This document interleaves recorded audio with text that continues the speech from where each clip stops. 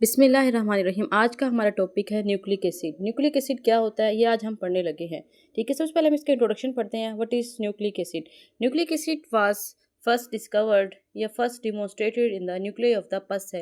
यानी कि पस सेल की फर्स्ट सबसे पहले जो न्यूक्लिक एसिड को हम लोगों ने स्टडी किया या फिर इसको डिमोन्स्ट्रेट किया, फिर हमने देखा, वो था पस सेल के न्यूक्लियाई के अंदर इन 1869 इस सन के अंदर। एंड इन स्पर्म हेड्स, और स्पर्म के हेड्स में 1872 by a Swedish doctor Friedrich Miescher and the named as nuclein. उसने जब पस के सेल में न्यूक्लियाई को देखा 1869 में और 1872 में स्पर्म के सेल में, तो उन्होंने इसको नाम दिया एक न्यूक्लियन का। ठीक है, उस वक्त उसको नाम न्यूक्लियस का नाम नहीं दिया गया था, उसको न्यूक्लियन का नाम दिया गया। Nucleic acids are present in every living cells and well in viruses, यानी कि हर एक लिविंग सेल में प्रेजेंट होता है, वायरसेस में प्रेजेंट होता है। And have been found to be essential substance of the genes, और ये जीन का बहुत ही एसेंशियल सब्सटेंस है। And the apparatus by which the genes act, और ये वो अपरेटस है जिसके ऊपर जीन्स प्रेजेंट होते हैं। ठीक है, और जीन्स क्या होते हैं वो आप सब जानते ही है कि उसमें हमारी ट्रेड छुपी हुई होती है। आया कि जो न्यू जनरेशन है हमारी वो कैसी होगी। ठीक है, ये जीन के अंदर सब कुछ इनकोडेड होता है। ये था हमारा कुछ न्यूक्लियाई यानी कि न्यूक्लियोन न्यूक्लिक एसिड की कुछ छोटा सा इंट्रोडक्शन। अब हम पढ़ने लगे हैं two types of the nucleic acid. यहाँ पर न्यूक्लिक एसिड की टू टाइप्स हैं। First is the DNA and second is the RNA. First is the deoxy ribo nucleic acid and second is the ribo nucleic acid. One by one करके हम दोनों को पढ़ेंगे। सबसे पहले कहता है components of the nucleic acid, यानी कि जो न्यूक्लिक एसिड है उसके कौन कौन से कंपोनेंट्स हैं। ठीक है, वो कहता है कि both DNA and RNA are found by joining together of a large number of the nucleotide. यानी कि जो डीएनए और आरएनए मिलते हैं, मतलब बनते हैं, वो कैसे बनते हैं, जिस वक्त बहुत ज़्यादा न्यूक्लियोटाइड के यूनिट आपस में कंबाइन होते हैं तो हमें डीएनए एंड आरएनए मिलते हैं। और डीएनए और आरएनए क्या है, वो एक न्यूक्लिक एसिड है। ठीक है, वो कहते हैं कि मोनोन्यूक्लियोटाइड्स, यानी कि एक nucleotide, each of which is a nitrogenous base. यानी कि जो अगर हम एक न्यूक्लियोटाइड को पढ़ें, स्टडी करें, तो एक न्यूक्लियोटाइड के अंदर क्या होता है, एक नाइट्रोजीनियस बेस होती है, शुगर फॉस्फेट होती है एंड उसके कम्प्लेक्सेस होते हैं कुछ। ठीक है, वो कहते हैं in other words nucleic acid और पॉलीपेप्टाइड। जो न्यूक्लिक एसिड है वो क्या है, पॉलीपेप्टाइड है। ये मीन्स दैट उसके अंदर काफ़ी ज़्यादा जो है न्यूक्लियोटाइड प्रेजेंट है, पॉली न्यूक्लियोटाइड्स हैं। ठीक है, पॉली मीन मैनी न्यूक्लियोटाइड इसके अंदर प्रेजेंट है। सो अब आपको पता चल गया कि एक न्यूक्लिक एसिड के अंदर कितने ज़्यादा न्यूक्लियोटाइड होते हैं, और एक न्यूक्लियोटाइड के अंदर एक नाइट्रोजीनियस बेस होती है। ठीक है, शुगर फॉस्फेट होता है और साथ में कुछ कॉम्प्लेक्सेस होते हैं। ये था हमारे components of the nucleic acid. Next हम पढ़ने लगे हैं नाइट्रोजीनियस बेसिस, कि नाइट्रोजीनियस बेसिस होती क्या है। नाइट्रोजीनियस बेसिस की बात करें, जो कि हमारी न्यूक्लियोटाइड के अंदर प्रेजेंट होती है। और न्यूक्लियोटाइड कहाँ प्रेजेंट होता है, न्यूक्लिक एसिड के अंदर। सो हम पढ़ने लगे नाइट्रोजीनियस बेसिस। नाइट्रोजीनियस बेसिस में कहता है these are aromatic heterocyclic, these are aromatic heterocyclic bases and include purine and pyrimidine. Purine and pyrimidine क्या होते हैं और उनके कुछ डेरिवेटिव्स होते हैं। ठीक है, प्यूरिन एंड पायरिमिडीन और उनके कुछ डेरिवेटिव्स ही नाइट्रोजीनियस बेसिस हैं। सबसे पहले बात करता है कि प्यूरिन किसे कहते हैं। These include adenine and guanine, यानी कि जिस वक्त एडिनिन और गोवानिन आपस में कंबाइन होते हैं डबल बॉन्डिंग के जरिए, तो उसको एब्रीवेशन, तो फिर क्या होता है कि ये दोनों जो है डबल बॉन्डिंग से कंबाइन होते हैं। और पायरिमिडीन की अगर बात की जाए तो उसमें ट्रिपल बॉन्ड होता है। ठीक है, जिसके अंदर साइटोसिन, यूरासिल एंड थायामीन होते हैं। यूरासिल जो है आरएनए के केस में होता है और थायामीन जो है वो डीएनए के केस में होता है। साइटोसिन जो है दोनों में सेम होता है। अब इनको देखते हैं हम कि किस वर्ड को किस से एब्रीवेट कर रहे हैं। वो देखो, एडिनिन को वो ए से एब्रीवेट कर रहा है और गुवानिन को वो जी से एब्रीवेट कर रहा है। इधर से देखी जाए तो साइटोसिन को सी से एब्रीवेट कर रहा है, यूरासिल को यू से कर रहा है और थायमिन को टी से कर रहा है। तो ये कुछ नाइट्रोजीनियस बेसिस थे। ठीक है, अब हम पढ़ने लगे कि मोनोन्यूक्लियोटाइड क्या होता है एक्चुअल में, उसमें क्या कुछ प्रेजेंट होता है और वो होता क्या है। मोनोन्यूक्लियोटाइड की बात की जाए, मोनोन्यूक्लियोटाइड कहता है इन न्यूक्लियोटाइड अब फॉस्फेरिक एसिड प्रेजेंट है, यानी कि एक फॉस्फेरिक एसिड का मॉलिक्यूल प्रेजेंट है जो कि एक ईस्टर लिंकेज बना रहा है, एक हाइड्रोक्सिल ग्रुप के साथ और एक न्यूक्लियोसाइड के साथ। न्यूक्लियोसाइड क्या, बेसिकली न्यूक्लियोसाइड इज एक शुगर है। तो ये मोनोन्यूक्लियोटाइड का एक स्ट्रक्चर बता दिया उसने। मैनी मोनोन्यूक्लियोटाइड मिलकर क्या बनाते हैं, न्यूक्लिक एसिड बना रहे होते हैं, जिसे पॉलीन्यूक्लियोटाइड भी कहा जाता है। अब हम बात करते हैं कि न्यूक्लियोटाइड है क्या चीज़। कहता है nucleotide is a nucleoside phosphate, यानी कि न्यूक्लियोसाइड एंड फॉस्फेट जो है दोनों जब कंबाइन हो जाते हैं तो क्या बन जाता है, हमारे पास न्यूक्लियोटाइड बन जाता है। अब न्यूक्लियोसाइड क्या है, न्यूक्लियोसाइड के the combination of the nitrogenous basis and 5 carbon को शुगर, यानी कि कोई भी 5 कार्बन शुगर में राइबोज आ जाती है। हमने राइबोज का स्ट्रक्चर पढ़ा हुआ है, स्ट्रेच चेन भी पढ़ा हुआ है और हमने साइक्लिक भी पढ़ा हुआ है, तो उसमें वो राइबोज की बात कर रहा है और नाइट्रोजीनियस बेसिस की बात कर रहा है। ठीक है, नाइट्रोजीनियस बेसिस भी हम ऊपर पढ़ चुके हैं। ठीक है, यूरासिल, थायामीन और ये सारे की सारे। ठीक है, अब आगे नेक्स्ट हम पढ़ने लगे हैं। कहता है some other biologically important polypeptides, यानी कि कुछ और भी ऐसे न्यूक्लियोटाइड हैं जो कि बायोलॉजिकली बहुत इंपॉर्टेंट है और उनका क्या काम है, ठीक है। वो कहते हैं nucleotide which are not combined in nucleic acid. Nucleotide जो होते हैं ना वो न्यूक्लिक एसिड के अंदर कंबाइंड नहीं होते, are also found in the tissues, और वो टिश्यूज में ही प्रेजेंट होते हैं। They are important special function, लेकिन इनका कुछ स्पेशल सा फंक्शंस होता है। वो क्या फंक्शन है वो उसने हमें बताया नीचे। अगर वो आगे बात कर रहा है कि जो नाइट्रोजीनियस बेसिस होती हैं वो आरएनए में कैसे प्रेजेंट होती हैं, डीएनए में कैसे प्रेजेंट होती हैं। अगर वो आरएनए की बात करें, आरएनए में एडेनिन और ग्वानिन होता है, डीएनए में एडेनिन एंड ग्वानिन होता है। इसके अलावा कहते हैं एडेनिन थायमिन होता है। आगे वो कहते हैं कि पायरिमिडीन की बात की जाए तो साइटोसिन एंड यूरासिल होता है और उधर साइटोसिन एंड थायमिन होता है। मीन्स दैट आरएनए के अंदर जो नाइट्रोजीनियस बेस प्यूरिन की हैं वो दोनों तो हैं सेम, लेकिन जब पायरिमिडीन की बात आती है तो वो चेंज हो जाती है।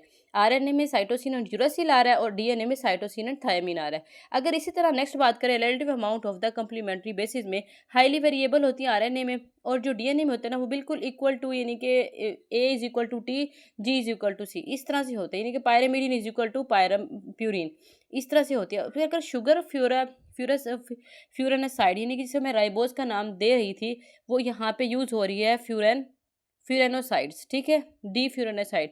वो तो इसमें राइबोज आ रही है, देखो आ गई ना, आरएनए में राइबोज आ रही है और डीएनए में डीऑक्सी राइबोज आ रही है। डी मतलब ये होता है कि ऑक्सीजन का रिमूवल हो जाना, ऑक्सीजन उसमें नहीं होती। फिर आता है फॉस्फेरिक एसिड। फॉस्फेरिक एसिड इसमें भी प्रेजेंट होता है और इसमें भी प्रेजेंट होता है, डीएनए में भी और आरएनए में भी।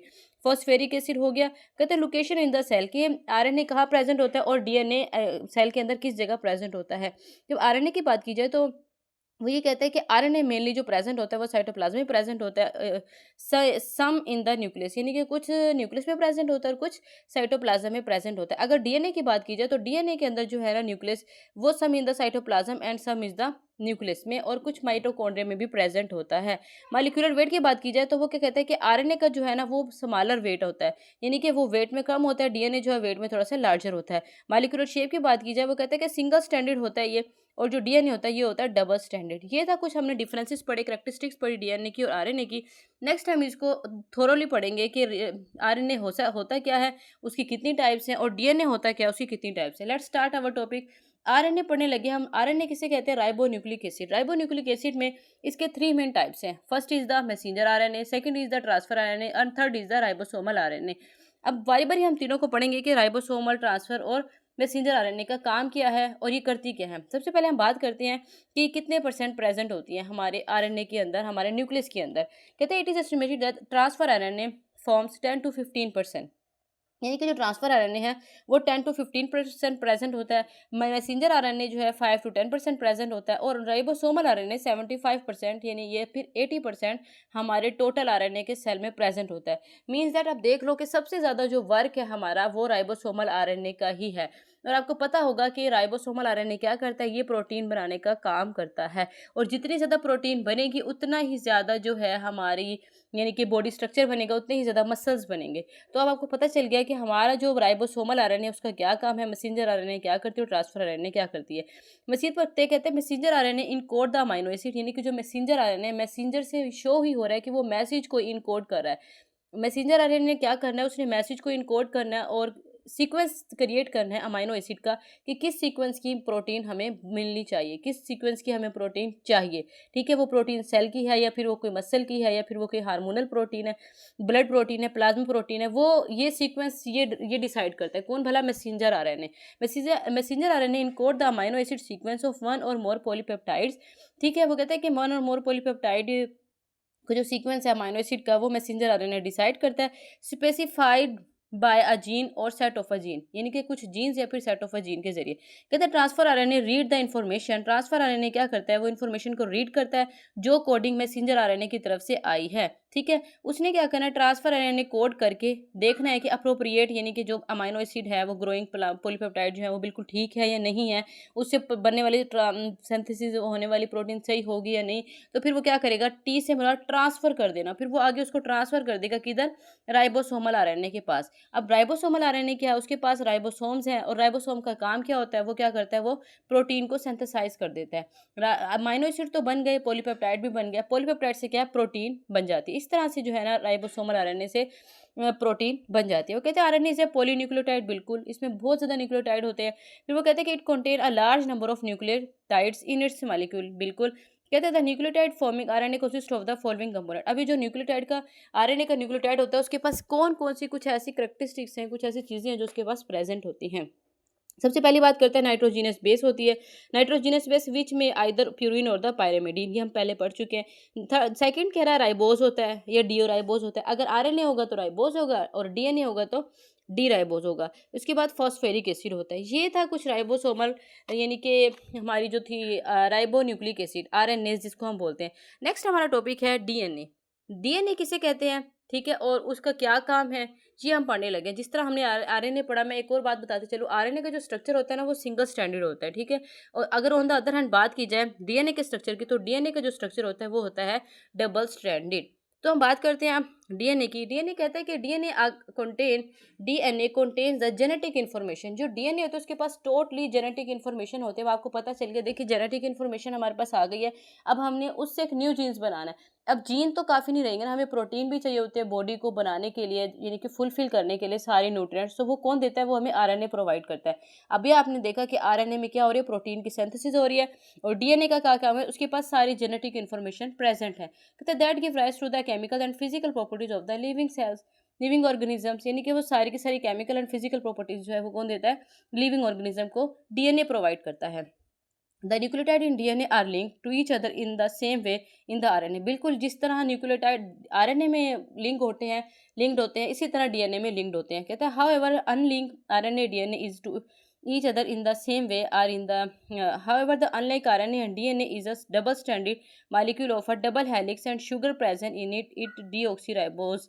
कहते हैं कि बिल्कुल इसी तरह जिस तरह के आरएनए होते हैं, डीएनए ले लो, डीएनए और आरएनए के अंदर एक डिफरेंस आ रहा है। वो किस चीज़ का डिफरेंस आ रहा है, वो राइबोज शुगर का आ रहा है, ठीक है। एक में डबल स्टैंडर्ड होता है और एक में double standard helix and sugar present होती है, ठीक है। It is two deoxyribose. कहता है moreover DNA has the pyrimidine thymine and not uracil. यानी कि थोड़ा सा डिफरेंस बता रहे हैं। इन शॉर्ट में ये कह लो कि आरएनए के अंदर जो होता है सिंगल स्टैंडर्ड होता है, डीएनए में डबल स्टैंडर्ड होता है, ठीक है। और इसके अलावा बात की जाए आरएनए में जो होता है यूरासिल होता है और डीएनए में क्या होता है, थायमिन होता है। ये था कुछ डीएनए के बारे में थोड़ा सा इन्फॉर्मेशन। वो कहता है कि शेप कैसी होती है, डीएनए के जो मॉलिक्यूल होते हैं उनकी शेप कैसी होती है। कहता है वॉटसन एक क्रिक मॉडल, एक ये बहुत ही मशहूर मॉडल है। वॉटसन एंड क्रिक एक साइंटिस्ट था, ठीक है। उसने 1953 में एक मॉडल पेश किया था, ठीक है। और उसके अंदर कुछ ऐसी करेक्टरिस्टिक्स डाली थी डीएनए की कि बिल्कुल वो आज तक वही चलता आ रहा है। वॉटसन एंड क्रिक मॉडल में क्या कहा था, 1953 में hypothesized that the DNA molecule is a double helix. बिल्कुल डबल हेलिक्स है ये, ठीक है। वो कहते हैं the double helix of DNA, यानी कि जिसको हम कहते हैं निक नेम में हम उसे कहते हैं coil of the life. Coil मतलब जिस तरह हमने देखा है कि कॉइल कैसी होती है, ऐसे हेलिकल स्ट्रक्चर होता है, ऐसे ऐसे ऐसे ऐसे हेलिकल सा स्ट्रक्चर होता है। तो इसी को हम बोलें कॉइल ऑफ द लाइफ, ठीक है। Can be visualised as a spiral staircase wound around a cylindrical axis। कहता है the base are on the inside of the helix and deoxyribose and the phosphate of the outside।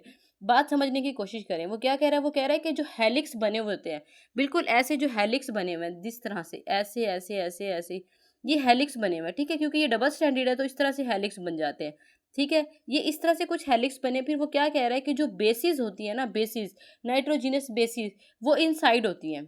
और इसके अलावा अगर जो phosphate होती हैं वो कहाँ होती हैं, वो आउटसाइड पे होती हैं। फास्फेट भी और शुगर भी।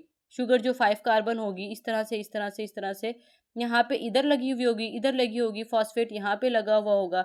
लेकिन जो बेसिस होंगी वो कहाँ होंगी, अंदर। जिस तरह ए डबल बॉन्ड टी के साथ बना रही है, ठीक है। जी ट्रिपल बॉन्ड सी, इस तरह से जो ये बॉन्डिंग होगी ये इनसाइड होगी।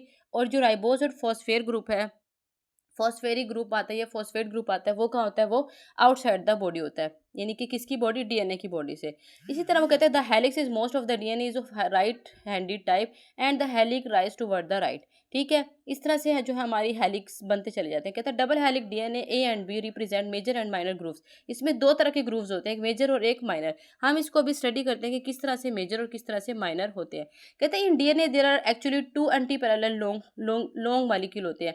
अगर आपको मैं बताते चलो, इसमें डबल हेलिक्स होता है ना, एक हेलिक्स चलता है स्ट्रेट वे में और दूसरा जो सेकंड है ना वो इन्वर्स वे में चलेगा। यानी कि एक 3 to 5 चलेगा तो दूसरा 5 to 3 चलेगा। अगर हम बात करें कि 1 3 प्राइम से 5 प्राइम की तरफ चलेगा, तो सेकंड की बात करेंगे कि 5 प्राइम से 3 प्राइम की तरफ चलेगा। कहते हैं in DNA there are actually 2 anti parallel long molecules होते हैं, each made up of the very long polydeoxyribonucleotide chain होते हैं, ठीक है, which are wound on each other, यानी कि एक दूसरे से क्या होता है, ये वाउंड होते हैं। There are 2 chains are joint to each other throughout their whole length, ठीक है, होल लेंथ में कितनी होती है, 2 चेन्स अटैच होती हैं, ठीक है। वो कहते हैं through respective nitrogenous faces in this joining together a purine only join with pyrimidine, कहते हैं इसमें जो है ना प्यूरिन हमेशा कंबाइन किससे होती है, पायरेमिडीन से कंबाइन होती है, ठीक है। The helical structure repeat at interval 3.4 nanometre, यानी कि 3.4 नैनोमीटर के डिस्टेंस के बाद जो है स्ट्रक्चर जो है बिल्कुल वैसे ही रिपीट होना शुरू हो जाता है।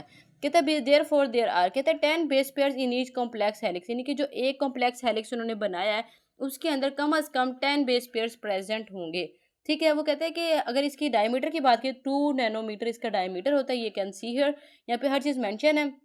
The molecules shows a minor groove and major groove, इसमें 2 ग्रुव होते हैं, एक माइनर एक मेजर।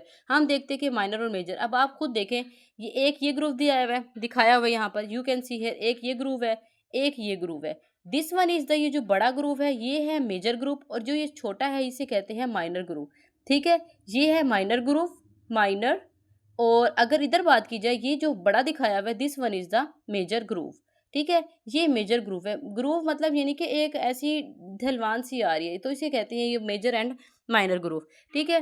तो नेक्स्ट हमारा टॉपिक है कि डबल हेलिक्स है, आरएनए और डीएनए, जो डीएनए का डबल हेलिक्स है, A and B represent major minor grooves respectively, तो उसका क्या रोल है, ये जो हमें नजर आ रहे होते हैं एक्चुअल में जो डीएनए का हमारी बॉडी में रोल क्या है, तो रोल हम पढ़ने लगे हैं बायोलॉजी का कि क्या करता है। वो कहता है DNA is the ultimate carrier of the heredity, क्या है ये, ultimate carrier of the heredity in all eukaryotes and even most of the prokaryote, यानी कि जो भी हमारी बॉडी है, एक न्यू जनरेशन की जो भी हेरिडिटी मटेरियल होता है वो कहाँ प्रेजेंट होता है, वो डीएनए प्रेजेंट होता है। और अगर हम कहें कि हमारी सारी जेनेटिक इन्फॉर्मेशन कहाँ इनकोडेड होती है, तो हम कह सकते हैं कि वो डीएनए में इनकोडेड होती है। सारा हेरिडिटी यानी कि जो विरासती मादा होता है वो सारा का सारा कहाँ प्रेजेंट होता है, डीएनए के अंदर प्रेजेंट होता है, चाहे वो वायरसेस हैं, फेजिस हैं, यूकैरियोट्स हैं, प्रोकैरियोट्स हैं, सबका, ठीक है, किसी के अंदर कोई नहीं होती एक्सेप्शन, सब में डीएनए के अंदर ही प्रेजेंट होता है।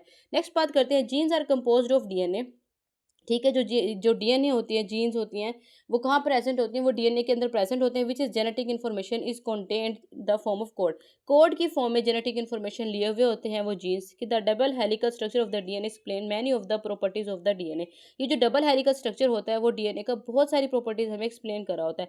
DNA has two important properties कौन कौन से, सबसे पहली तो ये है कि ये जेनेटिक इन्फॉर्मेशन को स्टोर करता है और रेप्लिकेट करता है। रेप्लिकेट मतलब ये तकसीम करता है, 1 से 2, 2 से 4, 4 से 8, 8 से 12, इस तरह से तकसीम करता है, ठीक है। फिर वो कहते हैं कि सिंथेसाइज डबल स्टैंडर्ड डीएनए, और दूसरा क्या करता है, ये डबल स्टैंडर्ड डीएनए को भी बनाता है एग्जैक्टली बिल्कुल वैसे ही जैसे इसके पास पहले प्रेजेंट होता है। कहते हैं to produce messenger transcription which will dedicate the synthesis of protein. देखें, एक तो उसके पास जेनेटिक इन्फॉर्मेशन है जो न्यूक्लिक एसिड के पास, दूसरा क्या है, वो प्रोटीन की सिंथेसिस कर रहा है, ठीक है। ये दोनों के दोनों जो है हमारी जनरेशन के लिए बहुत ही इंपॉर्टेंट है। ये हमारा टॉपिक आज खत्म होता है न्यूक्लिक एसिड का, इंशाल्लाह कल हम पढ़ेंगे नेक्स्ट टॉपिक। तो आज का टॉपिक हमारा यहीं एंड होता है। अगर आपको अच्छा लगे तो शेयर करें, कमेंट करें, बाय, सब्सक्राइब करना मत भूलें। खुदा हाफिज़।